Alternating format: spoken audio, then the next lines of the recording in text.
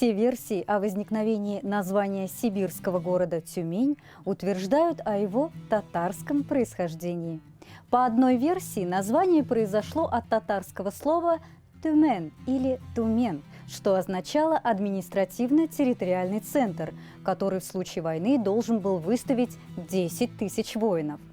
В период Золотой Орды такие центры размещались на местах современных городов Тюмень, Темников, станицы Тамань. Слово «тюмен» переводилось и как «низовье реки», «низменность».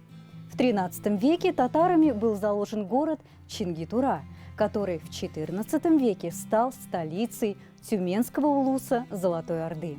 В 1586 году вблизи завоеванного города Чингитура в качестве первого русского острога в Сибири был основан город Тюмень.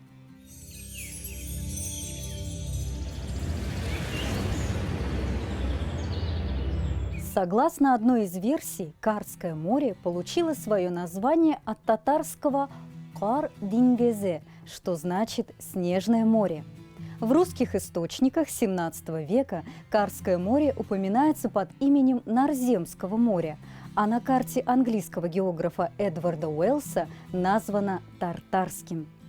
Являясь частью Северно-Ледовитого океана, Карское море известно как одно из самых холодных морей и большую часть года покрыто льдами. В этом море в любое время года можно встретить айсберги. Разрушительные штормы в Карском море бушуют чаще, чем в тропических морях.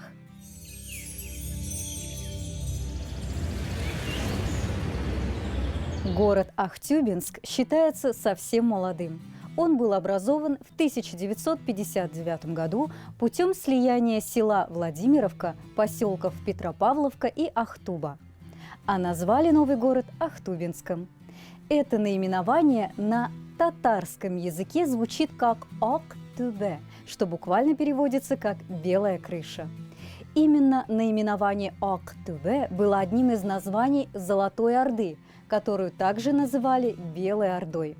Поэтому наименование Ак-Тубе в переносном смысле означает «белая держава». Неподалеку от Ахтубинска, всего лишь на расстоянии около 50 километров, находится знаменитое соленое озеро Баскунчак. Соль из этого озера добывалась уже с древних времен и поставлялась по шелковому пути.